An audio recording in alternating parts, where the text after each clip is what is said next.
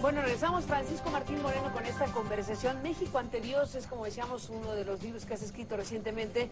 Y bueno, venías de una frase tremenda hace un momento que hablabas sobre tu opinión de la Iglesia Católica y su papel en México. Así es. Mira, te diría así, a grandes pasos, yo te decía que es la gran enemiga, o la peor enemiga que ha tenido México en su historia, ha sido la Iglesia Católica, porque si comenzamos a grandes pasos, vemos cómo durante toda la época, digamos, de la Inquisición y de la colonia en México, durante esos 300 años, la encargada de la educación era la Iglesia Católica.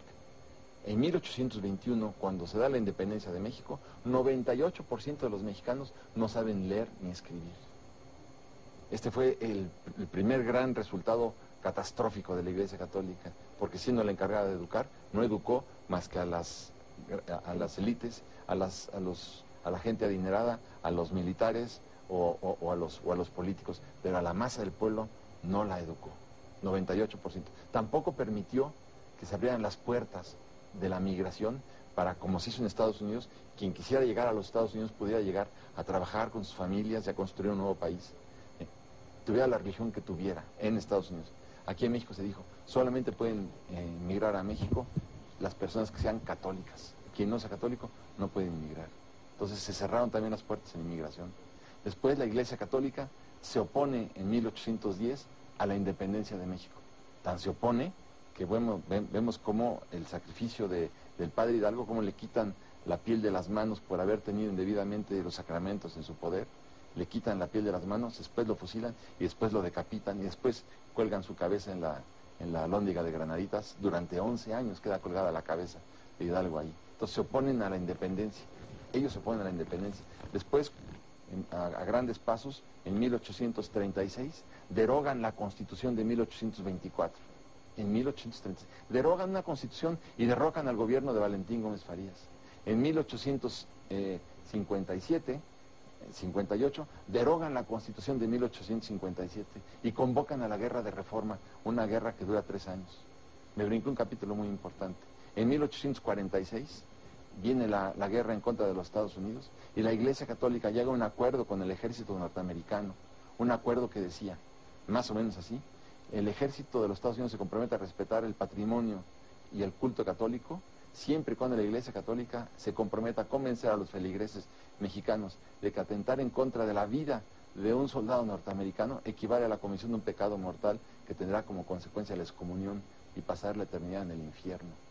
Y por eso Puebla se rinde sin disparar un solo tiro, y muchas otras ciudades en donde estaban apercibidos los católicos que se atentaban en contra de la vida de un invasor, en ese preciso momento les caería una excomunión, a ellos y a toda su familia. Y vemos cómo la Iglesia Católica excomulga a muchas de las personas que atentan en contra de los invasores. Pero brinquemos entonces al 57, esto fue en 46, vámonos a 1857, vemos cómo derogan la Constitución del 57, vemos cómo derrocan al gobierno de Ignacio Comonfort, igual que en 1834 habían derogado el gobierno de Gómez Farías y derogado la Constitución del 24. Viene la Guerra de Reforma, una guerra que financia el clero con sus recursos. El clero mexicano financia la Guerra de Reforma con las limosnas pagadas por los feligreses mexicanos. Y es una guerra sangrienta que mutila y que enluta a nuestro país. Cuando pierden la guerra dicen, no nos vamos a dejar por satisfechos, no nos vamos a resignar. Por eso te decía que la reacción nunca duerme. Van por el ejército francés y traen al ejército francés. Y el ejército francés impone a Maximiliano. Y claro, ¿quién trae a Maximiliano? El clero mexicano es el que trae a Maximiliano, entre otros conservadores ultrarradicales. Y así vemos cómo después apoyan a Victoriano Huerta durante el asesinato de Madero. Vemos cómo están en contra de la Constitución también de 1917. Vemos cómo también quieren derogar la Constitución del 17 y vemos cómo la Iglesia Católica finalmente participa en el asesinato de un presidente de la República Mexicana, que es Álvaro Obregón.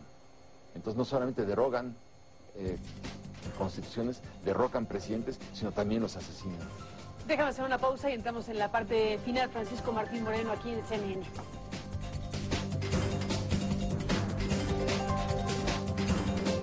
Bueno, nos vamos, Francisco Martín Moreno, después de esta implacable crítica que has hecho pues a la Iglesia Católica a lo largo de la historia y muy particularmente pues siguiendo estas horas y estos días en México con motivo de la comparecencia por otras razones del cardenal Norberto Rivera ante la justicia estadounidense con esto que ocurrió en la Ciudad de México, pero que bueno, era bajo la jurisdicción estadounidense básicamente, para decirlo de alguna forma.